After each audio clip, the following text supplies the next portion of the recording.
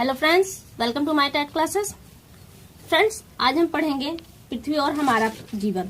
तो फ्रेंड्स, इसमें हम आज हमारा जो टॉपिक चलेगा वो छठवां पार्ट है और इसमें हम पढ़ेंगे वायु की गतियां। वैसे हम पिछले पार्ट में ये पढ़ चुके थे वायु दाब, यानी कि वायु का दाब कहाँ पर है, इसकी हमने 4 पेटियां पढ़ी थी और यहाँ पे हम वायु की गति। वैसे आप ये जान सकते हैं कि वायु के दाब के ही कारण वायु की गतियां निर्धारित होती हैं। तो आइए स्टार्ट करते हैं यहाँ से।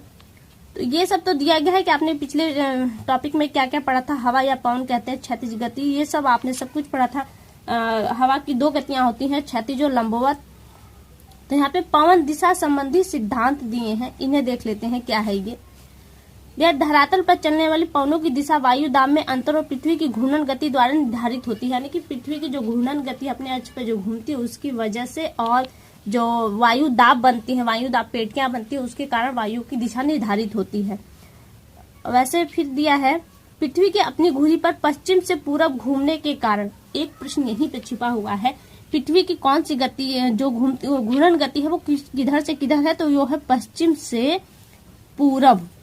ये तो इसकी पृथ्वी की यहीं से एक प्रश्न बनेगा कि पृथ्वी किधर से किधर की तरफ घूमती है, तो पश्चिम से पूरब की तरफ घूमती है। और किस स्थिति से घूमती है, तो क्लॉक वाइज घूमती है, यानी कि जिस तरह से आपकी घड़ी घूमती है इस पोजीशन पे घूमती है, एंटी क्लॉक नहीं घूमती। यहाँ से प्रश्न बनेगा पूरब, मान लीजिए यहाँ पे पूरब है तो पूरब से पश्चिम की दिशा में कुछ इस तरीके से रिटर्न करती है पृथ्वी। ये प्रश्न हुआ के कारण पवनों की दिशा में विक्षेप यानी मुड़ना हो जाता है। इस पृथ्वी की गति के कारण पवनों में मोड़ बनता है। पवनों की दिशा में परिवर्तन लाने वाले इस बल को विक्षेप बल कहा जाता है। विक्षेप बल, हालांकि यहाँ से ये प्रश्न नहीं बनेगा। फिर कोरियालिस बल कहा जाता है, या फिर विक्षेप या कोरियालिस बल इसे कहा जाता है। फिर आगे दिया है वायु को अपने मार्ग में विचलित होने की प्रक्रिया। विचलित मीन्स अपने मार्ग का परिवर्तन होता है, यानी कि जब वो अपने मार्ग में परिवर्तन करती है तो इस क्रिया को विक्षेपण कहते हैं। इस विक्षेपण बल के कारण उत्तरी गोलार्ध के सभी पवनें अपनी दिशा से दाहिनी, उत्तरी गोलार्ध, पूरी पृथ्वी के उत्तरी गोलार्ध के दिशा में दाहिनी पश्चिम ओर तथा दक्षिण गोलार्ध में बाईं पश्चिम ओर मुड़ जाती है, पवनों की स्थिति पृथ्वी के अपने अक्ष पर घूमने के कारण। फिर क्या है, इस आधार पर फेलर नामक जो भूगोल शास्त्री थे, उन्होंने विद्वान ने पवन की दिशा संबंधी अपने मत का प्रतिपादन किया था। उन्होंने एक बुक लिखी है जिसपे उन्होंने पवन संबंधी सारे डिटेल उसमें दिए हैं। फिर दिए है पवन के प्रकार। पवन के प्रकार किसी स्थान विशेष में चलने वाली विशिष्ट हवाओं को जो किसी स्थान विशेष में चलती हैं वो स्थानीय पवन कहते हैं। स्थल से जल तथा जल से स्थल की ओर चलने वाली पवनों को क्रमशः स्थलीय तथा समीर जलीय समीर कहते हैं। हवाओं जिधर से चलती हैं, जिस दिशा से जिस स्थान से चलती है उनका वही नाम होता है। जैसे अगर जल से स्थल की ओर चलिए, समुद्र वाले एरिया से द्वीप की ओर चलती है तो उसे हम कहते हैं जल समीर। फिर वो स्थल से जब समुद्र की ओर चलती है तो वो हो जाती है स्थलीय समीर। फिर यह है ऐसी पवन जो वर्ष भर एक निश्चित दिशा में चलती हैं, ये जो समयांतराल या फिर मौसम के परिवर्तन के स्वरूप या पृथ्वी के अपने अक्ष पे घूमने के कारण किसी भी कारण के वश अपनी स्थिति यानी कि दिशा परिवर्तन नहीं करती, वो ग्रहीय पवन कहलाती है। या फिर स्थायी पवन, इन पे स्थान विशेष समय का कोई अंतर नहीं पड़ता। इसके विपरीत जिन पवनों की दिशा में मौसम के अनुसार परिवर्तन होता है इन्हें मानसूनी पवनें कहते हैं। मानसूनी पवनें खासतौर से आपने वर्षा से रिलेटेड सुना होगा और ये वही पवनें हैं जो शीतकालीन और ग्रीष्मकालीन चलती हैं। फिर दिया है इस तरह पवनों को 2 वर्गों में रखा गया है। कौन कौन से हैं वो वर्ग, देखिए, सनातनी या स्थायी या नियतवाही पवनें। फिर है अनिश्चित या स्थायी या अनियतवाही पवनें। फिर देखिए अगले पेज पर आपको ग्राफ के माध्यम से समझाया गया है पवन के प्रकार। तो पहले 2 पवन है, एक है स्थायी या नियतवाही जो नियत तरीके से चलती रहती है परमानेंटली, और एक है स्थायी अस्थायी या अनियतवाही जो अपना समय अंतराल बदलती रहती है, दिशा बदलती रहती है। फिर स्थायी पवनों को 3 भागों में डिवाइड किया गया, व्यापारिक पवन, पछुआ और ध्रुवीय पवन। और आपका आता है स्थायी और या अनियतवाही पवनों को भी फिर 3 भागों में डिवाइड किया गया, मानसूनी, स्थानीय और समीर। अब इसके भी 2 पार्ट है। देखिए, मानसूनी है आपके ग्रीष्मकालीन और शीतकालीन। वर्षा के नाम पे आपने न्यूज में वगैरह में हमेशा सुना होगा, ये शीतकालीन और ग्रीष्मकालीन। और फिर स्थानीय, ये जो स्थान विशेष में बहती है अपनी विशेष स्थिति के कारण, तो वह चिनुक, सिरोको, बोरो, लू, ये स्थान विशेष के कारण जैसे कि कहीं पे हिम वाला क्षेत्र है तो वहां लू नहीं चलेगी, लेकिन जहां बालू वाला स्थान है वहां पे लू चलेगी। तो ये स्थान विशेष की बनावट के कारण होता है। फिर समीर है, यानी कि एक ऐसी हवा जो स्थल और जल के रूप में चलती है, तो इन्हें स्थलीय हवा और जल समीर कहा जाता है। फिर इनके बारे में थोड़ा बहुत दिया है जो इम्पोर्टेंट है वो देख लेते हैं। स्थायी या नियतवाही पवने, ये पवने वर्ष भर समान रूप से रहती हैं। इनका वितरण पूरे ग्लोब पर होता है। इनकी उत्पत्ति संपूर्ण गोलक पे तापक्रम तथा पृथ्वी के घूर्णन से उत्पन्न उच्च वायु दाब, पृथ्वी के घूर्णन से उत्पन्न उच्च वायु दाब तथा निम्न वायु दाब से संबंधित है। अतः इनको ग्रहीय पवने भी कहा जाता है। इनमें प्रमुख है व्यापारिक पवन, पछुआ पवन तथा ध्रुवीय पवन। अब ये चित्र के माध्यम से आपको दिखाया गया है। अब हम आगे चलते हैं। व्यापारिक पवन, व्यापारिक पवन कौन से हैं? अयनवर्ती या उपोष्ण उच्च वायु दाब। अपने पिछले पाठ में आपने देखा था कि उच्च वायु दाब पेटियां कहाँ पर हैं। तो उच्च वायु दाब आपका भूमध्य रेखा के जो आसपास का है उस क्षेत्र में देख लेते हैं। आगे भूमध्य रेखीय वायु दाब की ओर व्यापारिक पवनें चलती है, यानी कि भूमध्य रेखा पे उच्च वायु दाब होता है और इससे जो वहां की सीधी रोशनी पड़ने के कारण वायु गर्म होती है, वो क्या होती है, ऊपर उठती है, जिसके कारण से उसके जो दोनों साइड का है, कौन सा है आपका उपोष्ण उच्च वायु दाब, जो उसका क्षेत्र है वहां से हवाएं इस ओर आती है। तो हवाओं का रुख इस तरह से हो जाता है। देखिए ये भूमध्य रेखा है, यहाँ से हवाएं इधर आ रही हैं भूमध्य रेखा की ओर, इधर से भी हवाएं, यानी कि दोनों गोलार्धों से हवाएं भूमध्य रेखा की ओर चलती हैं। और ये पवने क्या कहलाते हैं? व्यापारिक पवने, क्योंकि पहले जो व्यापार होते थे जल यानों से होते थे, जिसमें ये पवने यानों को चलाने के लिए बहुत ही हेल्प करते थे, इसलिए इन पवनों का नाम ही व्यापारिक पवन रखा गया। फेरल के नियमन से उत्तरी गोलार्ध में इनकी दिशा उत्तर पूर्व से दक्षिण पश्चिम, ये देख रहे हैं एरो जो बना हुआ है, फेरल के नियमानुसार उत्तरी गोलार्ध में, आपका उत्तरी गोलार्ध में ये है, तो क्या कहा गया है? दिशा उत्तर पूर्व की ओर है, उत्तर पूर्व, और दक्षिणी में दक्षिण तथा पश्चिम दिशा में दक्षिण गोलार्ध में इसकी पूर्वी उत्तर तथा पश्चिम होती है। चित्र 6.3 में अच्छे से दिखाया गया है यहाँ से। फिर पछुआ पवन, अब आपके आगे दूसरी है स्थायी पवनों में आ गया पछुआ पवन। उपोष्ण उच्च वायु दाब हमारा दूसरा एरिया आता है, उपोष्ण उच्च वायु दाब। ये कौन सा एरिया है? जो 30 से 35 के मध्य है, 30 से 35 के मध्य है ये वाला एरिया। यहाँ दिया है ना उच्च वायु दाब, तो ये क्या दिया है? उपोष्ण उच्च वायु से उप ध्रुवीय निम्न वायु, इसी के जस्ट वाला जो ये एरिया है ये उप ध्रुवीय है और ये ध्रुव है। तो यहाँ से क्या होता है, ये वाली वायु इधर की तरफ चलने लगती है। तो क्या दिया है देखिए, निम्न दाब के बीच दोनों गोलार्धों में चलने वाली पवन पछुआ पवन कहते हैं। इनकी दिशा उत्तरी गोलार्ध में दक्षिण पश्चिम से उत्तर पूर्व तक, दक्षिण गोलार्ध में उत्तर पश्चिम से दक्षिण पूर्व की ओर होती है। इनकी स्थिति व दिशा को देखिए, यहाँ पे आपको सब कुछ दिखाया गया है कहाँ पे कैसे है। और जो यहाँ पे तीसरा है वो ध्रुवीय पवन है। तो आपने देखा कि 60 से 65 अंशांशों के मध्य दोनों गोलार्धों में कम वायु दाब मिलता है। आपने पिछले टॉपिक में ये पढ़ा था वायु दाब, तो वहां पे क्या था कि 60 से 65 के मध्य जो एरिया है वो कम वायु दाब का एरिया है और इसे शीतोष्ण कटिबंधीय निम्न दाब पेटी कहते हैं। ध्रुवों पर अत्यधिक शीत के कारण उच्च वायु दाब साल भर बना रहता है और ध्रुवीय उच्च वायु शीतोष्ण उप्र ध्रुवीय, जो उप यानी कि जस्ट उसके ध्रुवों से जस्ट नीचे वाला जो एरिया है उप ध्रुवीय निम्न वायु दाब की ओर पवनें चलने लगती हैं। इन्हें ध्रुवीय पवन कहते हैं। यानी कि जो ठंडी हवा ध्रुव पर है, यह है जो यहाँ पे जो ठंडी हवाएं ये क्या होती है, इधर की उपोष्ण जो हो उप ध्रुवीय जो एरिया है ये वाला, यहाँ पे ये पवनें चलने लगती हैं। तो ये कौन सी पवनें कहलाती हैं? ध्रुवीय पवनें। और ये पवनें बहुत ज्यादा ठंडी भी होती हैं। फिर ये बच्चों के लिए दिया गया है, आगे देखिए। आगे आपका आ गया स्थायी पवनें या अनियत, जो नियत के अनुसार अपना स्थान चेंज करती रहती। ये मानसूनी पवनें हैं। ये मानसूनी पवनें आपने वर्ष भर में 2 बार चलती हैं, एक है शीतकालीन और एक है ग्रीष्मकालीन। तो यहाँ पे आपके लिए जो मेन पॉइंट बनता है ये देखिए, यहाँ पे एशिया महाद्वीप में ग्रीष्म ऋतु और शीत ऋतु के तापमानों में भारी विषमता पाई जाती है। ये ऋतुएं है, खासतौर से वर्षा ऋतु से रिलेटेड है।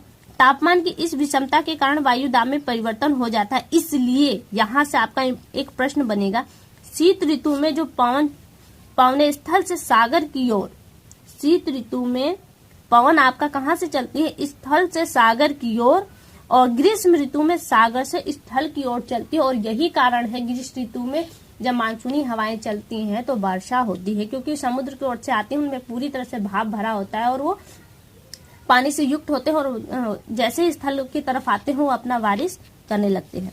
फिर सागर से आने वाली पवने आर्द्रता, यही सब चीजें हैं। तो आगे आज देखते हैं।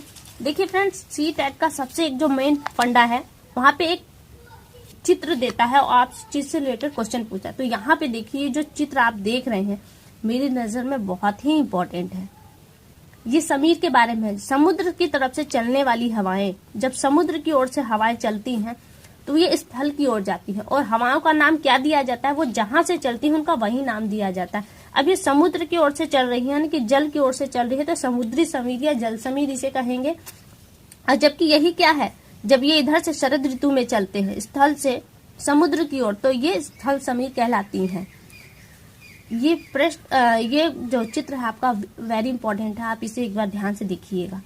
फिर क्या दिया है, यही सब चीजें हैं, इसमें और कुछ खास नहीं है। जो इम्पोर्टेंट था वो यही है, कौन से समीर कहाँ से चलती है तो उसे हम क्या नाम देते हैं, यही सब है। फिर यह किसी स्थान विशेष में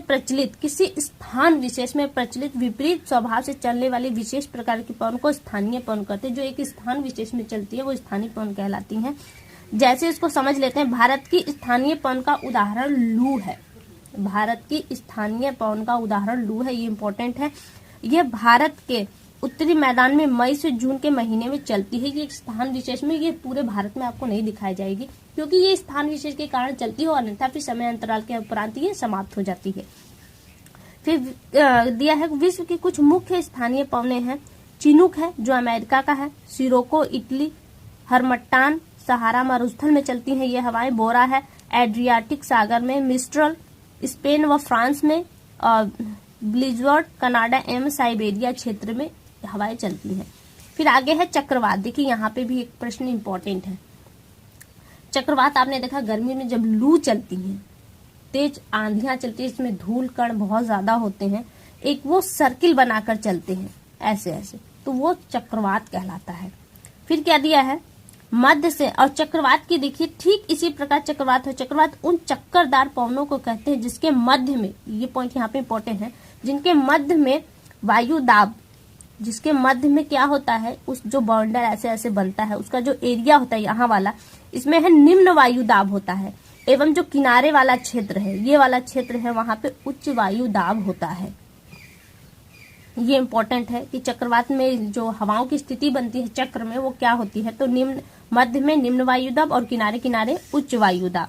फिर यह वायुमंडल में स्थानीय दशाओं के कारण भंवर उत्पन्न हो जाते हैं जो भंवर झंझावातों का रूप धारण कर लेते हैं। इन्हें चक्रवात कहा जाता है। ये विभिन्न आकार के होते हैं। इनका आकार 80 किमी से 300 किमी तक का होता है।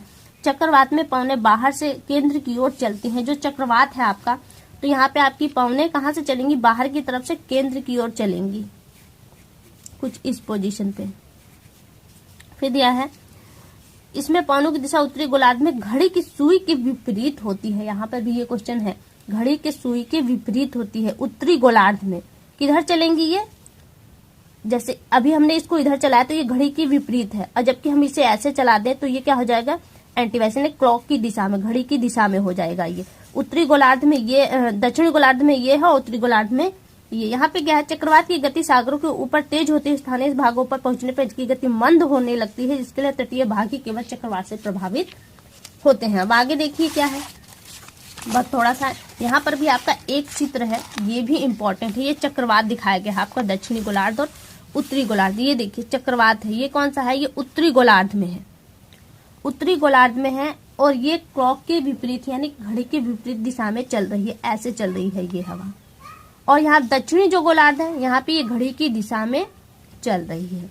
फिर यहाँ से देखिए क्या बनता है, दक्षिणी गोलार्ध में ये तो आपने देख लिया। उच्च कटिबंधीय चक्रवात इसी के ऊपरी विपरीत होता है। उच्च कटिबंधीय चक्रवात पृथ्वी के ऊपरी और दक्षिणी गोलार्ध में 5 से 20 अक्षांशों के मध्य होता है।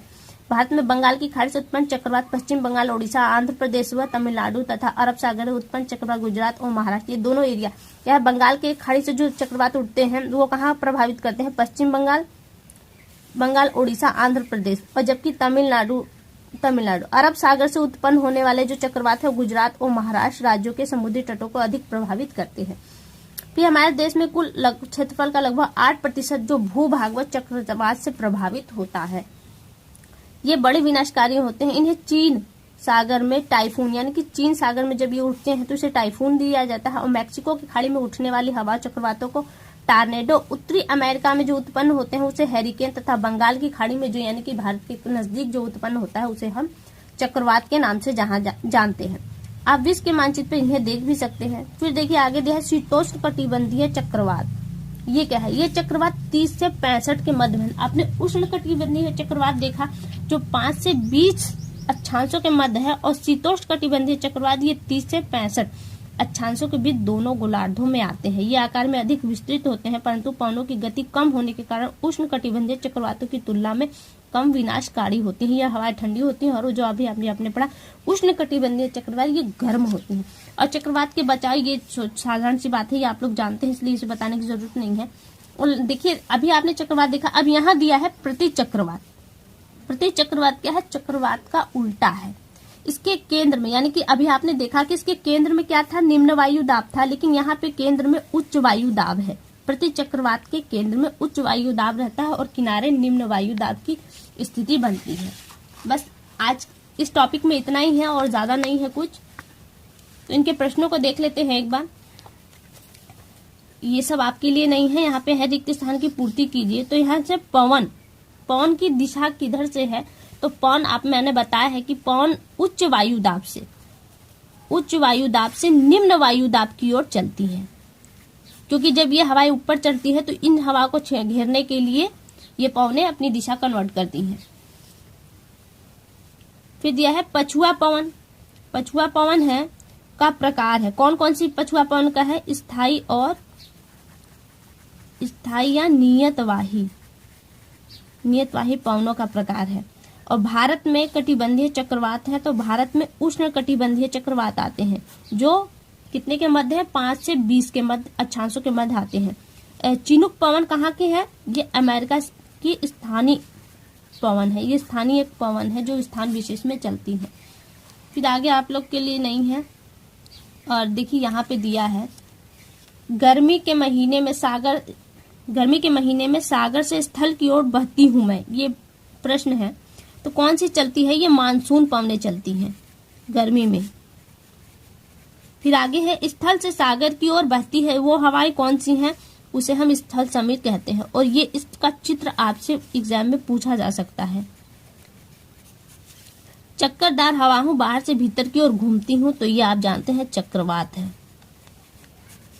तो आज के लिए केवल फ्रेंड्स इतना ही। आपको वीडियो कैसी लगी इसके लिए हमें कमेंट करके जरूर बताएं, और अगली वीडियो में बहुत जल्दी आपसे मुलाकात होगी। तब तक के लिए नमस्कार।